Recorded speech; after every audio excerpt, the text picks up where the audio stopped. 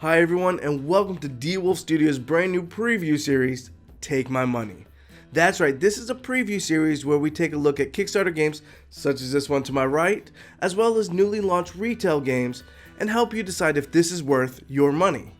Now, without further ado, let's get into this game to my right. That's right, from Vesuvius Media we have Pacific Rails Inc., which is launching in January. Well, let's rail in the new year and take a look at this game. Pacific Rails Inc. is an engine building, resource management, worker placement, network and route building game where players will be using workers to collect resources, hire specialists, and build railway tracks, all in order to connect cities as they make their trek around the continent. A player's turn is comprised of selecting an action and fulfilling that action. To select an action, a player will take a worker from their supply and add it to an open worker space and select one of the two adjacent actions. A player can also remove a worker from the board and take one of the two adjacent actions. When you add or remove a worker and select an action, if you have a worker adjacent to that action, you will get an action bonus. We'll go into more detail later when we talk about the actions. Finally, if all spots are taken and you do not have a worker around that action, you can put your worker on the building and remove all other workers around that action. Doing so, those removed will get a cowboy hat, which will act like an adjacent worker for an action. There are 3 different actions a player can take: collect resources, activate train, and hire specialist or lay track. The collect resources actions allow players to collect a specific resource that is noted on the bottom right of the tile. To determine how many of that specific resource a player gets, they look at their train and see if there are any open spots. Here the blue player has 1 open spot, so they initially get 2 resources. You will then check to see if you have any adjacent workers for the action bonus, which is an additional resource, and any house that is on that tile. For every house, you get 1 additional resource. Since the blue player does not have either, they will take 2 resources from the supply and add it to their supply. A player can also optionally take a special action, listed in green on the bottom left. Each resource has a unique special action.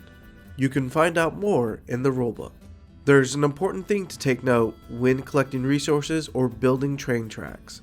At the start of the game, players can only have a combination of 6 resources and tracks. Once players acquire their second carriage, their maximum hold increases to 9, and for the third carriage, it increases to 12.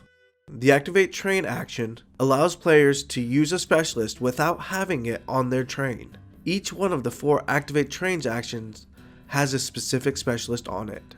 If you have an adjacent worker or a cowboy hat, you can use this specialist twice, but you cannot activate your train twice.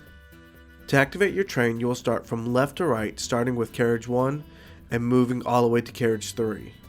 The carriage upgrade will happen first, and then you will do the specialists that are in that carriage. You can exceed your resource and track limit during this action, but will have to discard down to your limit by the end of the action.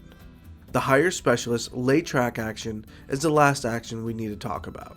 You can either do one or the other, but not both. So let's get into hire specialist. There are 4 different types of specialists that you can hire: miner, engineer, crew, and financier. The miner, engineer, and crew all build a specific type of track. You will spend their given resource to build that specific track. The financier allows you to petition the Senate, which has its own unique table. In the Senate, you will spend coin to get a bonus. Spending 1 coin is 1 action, so to spend 2 or 3 coins, you would need to have multiple financier actions lined up together. The bonuses that are available are not covered by the top hat.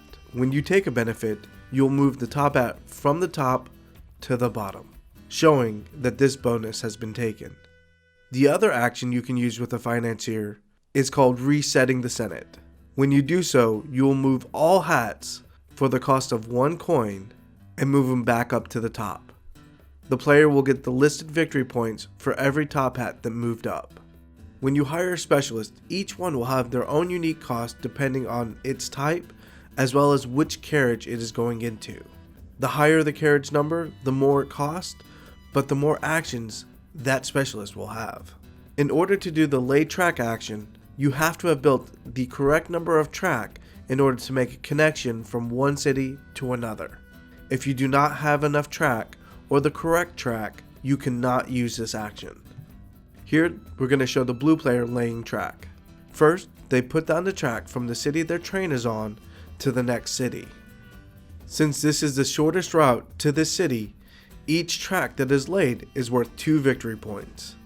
So the blue player would get a total of 6 victory points. Next, they can put either a house or a telegraph onto that city, and then finally move the train over to the new city.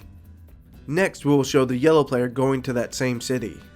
Here they will lay the track down first, scoring only 1 victory point per track because this is not the shortest route. And since they're going to a city that is owned by blue, blue will score 3 victory points. Next, they build a telegraph into the city, now allowing them to also score 3 victory points anytime this city is used by any other player. Also note that anytime you put a telegraph down, you'll score victory points that is listed underneath that telegraph. Play will continue until one player connects a track from the left to the right side of the board. So let's talk about the highlights of why Pacific Rails Inc. is worth your money. Number 1, fast and fluid gameplay. That's right, this gameplay, because of how it's set up, you don't really have to wait on people to take their turns. So let's say one player collects resources and then another player activates their train. Well, you can constantly continue to move down the turns because it doesn't directly affect you. The only thing that directly affects you is 2 options, or actually 2 things. And that is when the worker is placed, because of course, just like any worker placement, it's taking up a spot or pushing away spots, and the lane track actions. When that action is done, you kind of want to notice what the player is doing, and it's not to check to see if they're cheating or anything. It's actually to check to see if there's a way that you want to kind of move along your own track to force them to come to your buildings and get you bonus points. So it's very fast and fluid. Number 2, the worker placement system. So this is kind of a blend between Raiders of the North Sea as well as viticulture. So I say Raiders of the North Sea because of the fact that you can add and remove workers. So this eliminates the need for a end round cleanup phase. So that way the game is constantly moving. And then I say viticulture because of the grande worker. Because, once all spots are taken, you can't take that action until, either cleanup has happened or if you have that grande worker and you can put it onto the building. Well, that has the same benefit here, is where if you don't have a person or worker on a action or an adjacent building, you can actually take your worker, put it on top of the building, and then still take that action. But here's the cool thing about it. It actually gives a negative effect for doing so, because while it wipes away everybody else from those spots, it gives them benefit, what's actually called, and I'm going to show you guys here, these cowboy hats. Now these cowboy hats are just like as if you had an adjacent person there. So it gives them bonus actions. So while it is beneficial to kind of wipe a spot away, especially the higher specialist or late track spot, but at the same time when you do so, you're doing it at a negative to yourself, but a positive for everybody else. Number 3, engine building. Oh my god, I am a fanatic and lover of engine building games, especially when it's done right.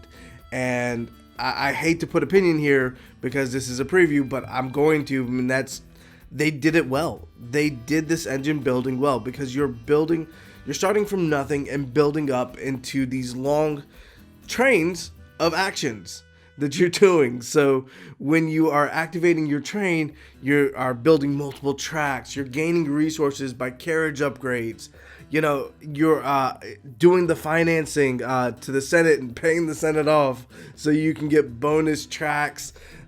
money you're spending money for resources, and it's this nice system that just flows very well. And it's actually going back to option number one, or highlight number one, with this fast and fluid mechanic. And that's what they did with this game and with the engine building.